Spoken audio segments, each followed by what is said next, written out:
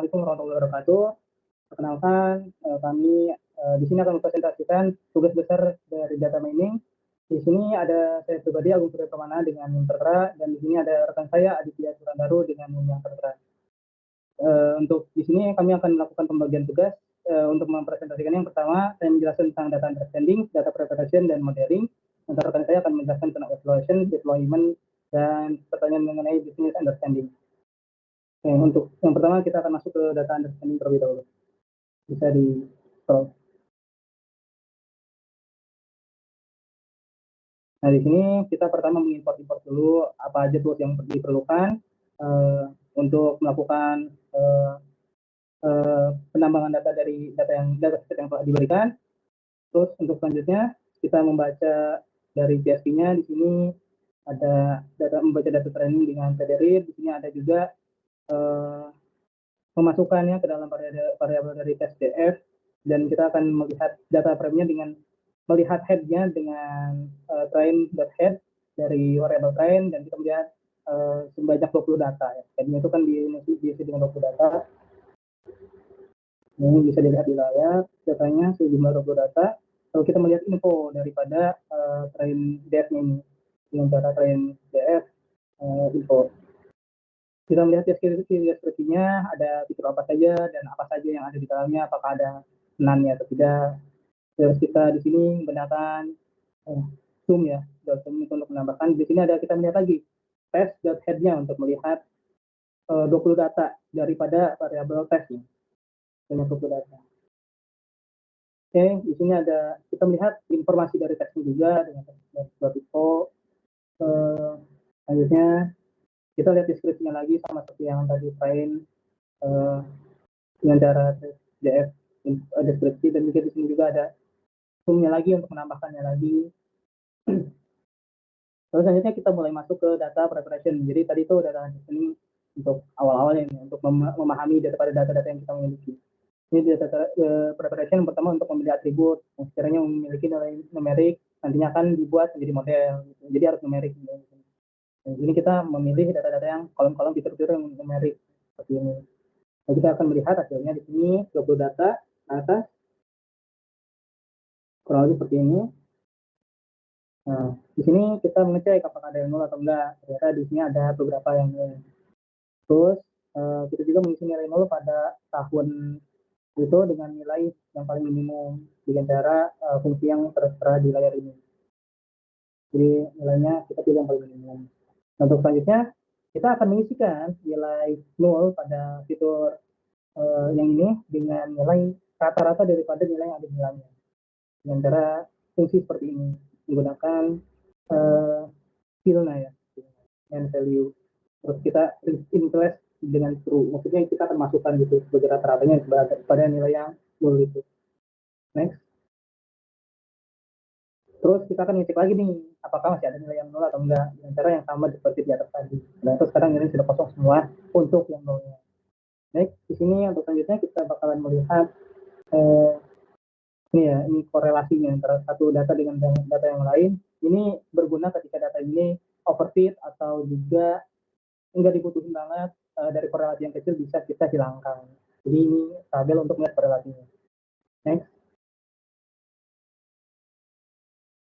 Nah, di sini kita bisa pisahkan atribut juga dengan labelnya dengan masukkan kepada variabel X dan Y. Gitu. Labelnya itu sebagai kayak yes atau no gitu, yang kayak gitu ya. Yang itu di variabel Y, dan X itu untuk itu kan fitur-fiturnya. Nah, di sini ada juga mengganti nilai 0 dengan false dan nilai 1 dengan true. Itu agar datanya numerik gitu. Next. Di sini ada kelas distribusi. Distribusi ini untuk menampilkan distribusi kelas kolom yang tepat waktunya. Gitu. Ini hasilnya ada false-nya ada segini dan punya juga ada 1550. Terus kita melakukan pembagian data dengan data validasi untuk memvalidasi modelnya. Nah, di sini akan terlihat ukuran set validasinya itu ada sekitar 2694 dan validasinya ya 674. Nah, di sini kita akan melakukan langkah preparation untuk data testingnya. Yang pertama kita memilih atribut yang sekiranya penting untuk dilakukan testingnya. Kita memilih 3 di sini. Kurang lebih seperti yang ditampilkan di layar dengan 20 data yang kita ambil menggunakan head. Selanjutnya kita melihat juga informasinya dari kelulusan yang sudah kita tadi, seperti ini kurang lebih. Dan juga di sini kita akan mengisi nilai nol pada tahun itu dengan nilai yang paling minimumnya, seperti yang dilakukan pada data sebelumnya. Nah, untuk selanjutnya di sini ini hanya menampilkan aja, langsung aja ke bawah. Nah, di sini kita melakukan yang ketiga adalah modeling. Nah, kita pertama melakukan modeling di data validasinya. Pertama dengan inisialisasi model dengan menggunakan model itu menggunakan decision tree. Terus kita akan melatih modelnya pada dataset training dengan cara fungsi Python. Di sini model .fit ya. Nah, ini fit itu untuk mengambil yang sekiranya paling besar nilainya. Nah, di yang selanjutnya kita lakukan prediksi pada dataset validasi. Terus kita menghitung juga akurasinya. Dan ini muncul akurasinya kisaran 0,92 dari rentang 1 atau 92%. Lebih seperti itu. Dan untuk selanjutnya selection saya akan serahkan kepada Raja Adit.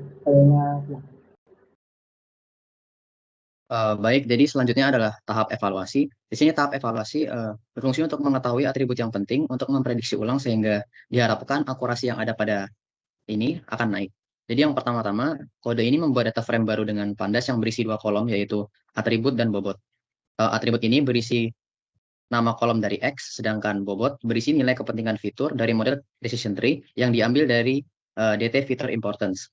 Kemudian di print ke layar. Dilihat di sini tingkat kepentingan atributnya yang paling tinggi yaitu LLKE-STERLSM dengan poinnya itu 0,32 sekian, kemudian diikuti NLIP dan tahun TRLSM. Kemudian selanjutnya memilih atribut tertentu dari data frame kelulusan numerik DF dan menyimpannya ke dalam atribut pilihan. Jadi atribut yang dipilih di sini adalah atribut LLSEKTRLSM, NLIPKTRLSM, tahun LSM, dan tepat waktu.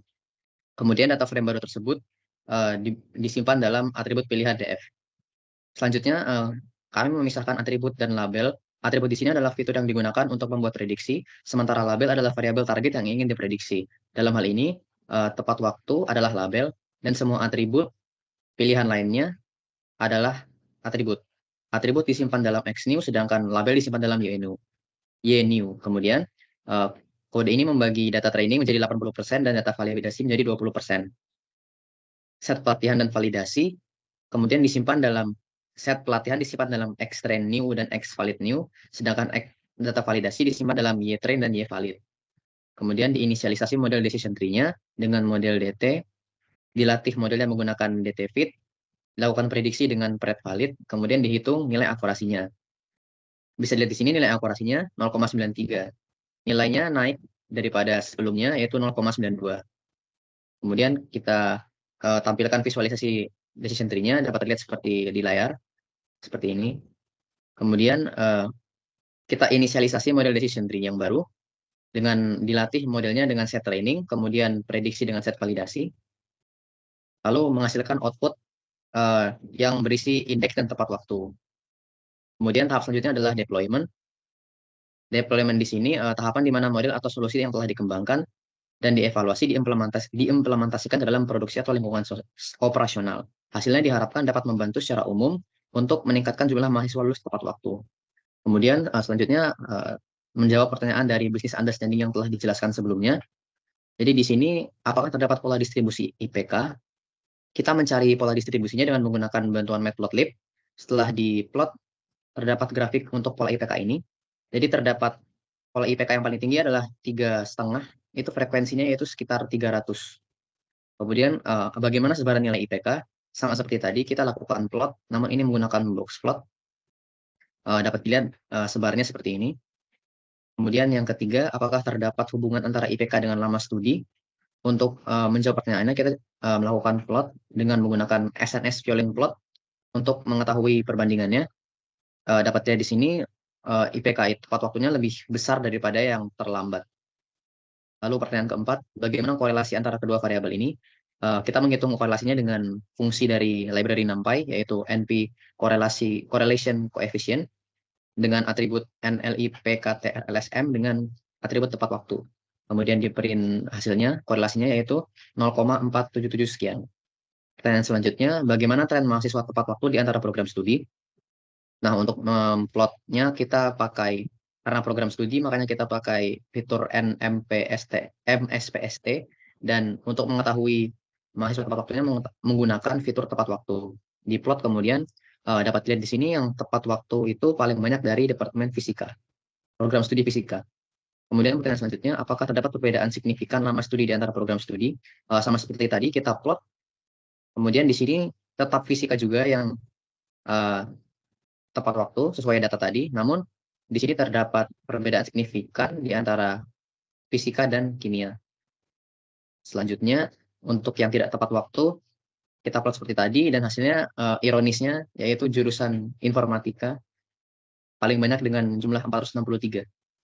Lalu kemudian pertanyaan selanjutnya, untuk topik umum pemilihan skripsi, kita buat dulu variabel topik skripsi yang kita training datanya dari atribut skripsi LLSM, di print 50 data pertamanya, ini contoh judul skripsinya. Kemudian kita tampilkan nilai NaN pada kolom skripsi. Jadi nilai NaN-nya itu nanti kita ganti dengan string kosong. Ini. Kemudian kita gabungkan topik skripsinya menjadi satu teks besar dengan menggunakan spacey. Kita plot nilainya, dapat lihat di sini paling banyak itu metode dengan sebanyak 776 mahasiswa yang 776 kata dalam skripsi. Untuk perbandingannya dapat dilihat dari sini dengan menggunakan spacey. Dapat dilihat metode studi dan analisis itu menempati top 3 ya, sesuai data yang di sini. Kemudian untuk membersihkan datanya, kita menggantikan nilai NaN dengan string kosong. Ini. Oke, sudah. Kemudian untuk tren skripsinya, ya di sini tren per tahunnya seperti 2005 itu pengaruh kalsium, 2006 aplikasi sistem, dan seterusnya. Kemudian pertanyaan selanjutnya, bagaimana distribusi mahasiswa berdasarkan lokasi asal? Jadi untuk mengelompokkan lokasi asal, kita buat dulu variabel jumlah kota yang melakukan training data dari TPL HTR LSM. Kita jumlahkan value-nya, kemudian kita plot. Jadi di sini ditampilkan 10 kota mahasiswa dengan jumlah tertinggi. Dapat dilihat yang paling tinggi itu Semarang. Lalu pertanyaan selanjutnya, apakah terdapat korelasi antara lokasi asal yang tadi dengan TOEFL, IPK, dan lama studi? Untuk mencari lokasi asal, mencari korelasinya, kita ganti dulu nama kotanya menjadi numerik. Kita ganti numerik jadi seperti ini jumlah kotanya. Kemudian menghitung korelasinya sama seperti tadi menggunakan correlation coefficient yang menghasilkan korelasi seperti ini. Kemudian untuk TOEFL-nya juga menghasilkan koefisien seperti ini. Lalu yang terakhir IPK dan tepat waktu. Lalu pertanyaan selanjutnya, pola terkait lama studi. Apakah terdapat tren mahasiswa lulus tepat waktu? Di sini untuk mengelompokkan trennya, kita pakai variabel tepat waktu dan tahun mahasiswa itu lulus. Jadi kita plot dengan menggunakan box plot, bar plot, sorry. Dan di sini dilihat yang warna biru itu mahasiswa yang tepat waktu, dan yang tidak tepat waktu itu warna merah. Dilihat di sini bahwa yang tidak tepat waktu itu lebih banyak daripada yang tepat waktu. Kemudian, apakah terdapat kelompok dengan karakteristik tertentu? Jadi kita pilih dulu, kita buat variabel baru yaitu kolom terpilih dari variabel-variabel yang kita anggap penting di awal tadi. Kemudian kita ambil subset yang dipilih, distandarisasi menggunakan standar scalar untuk menormalisasikannya. Lalu kita pakai klasternya itu 3. Lalu dilakukan clustering dengan menggunakan algoritma K-means clustering. Lalu visualisasi 3D yang akan menjadi seperti ini. Dengan penjelasan, cluster 0 itu terdiri dari mahasiswa dengan latar belakang LLSKETR LSM-nya 4.000 sampai 5.000, IPK di kisaran 2,75 hingga 4, dan tahun masuk antara 2005 hingga 2010. Kemudian cluster 1 mencakup mahasiswa yang memiliki atribut ini seperti di layar, IPK, dan tahun masuknya. Cluster 2 juga sama seperti itu. Lalu yang terakhir, apakah terdapat faktor-faktor yang mempengaruhi mahasiswa lulus tepat waktu? Jadi cara untuk mencarinya yaitu kita lakukan fungsi rekursif terlebih dahulu untuk mengekstrak dari decision tree. Terus kemudian kita tampilkan aturan-aturan yang mengarah ke tepat waktu. Jadi aturan-aturannya itu di print seperti ini. Jadi apabila if NIM-nya kemudian tahunnya itu nanti akan menentukan apakah mahasiswa tersebut lulus tepat waktu atau tidak.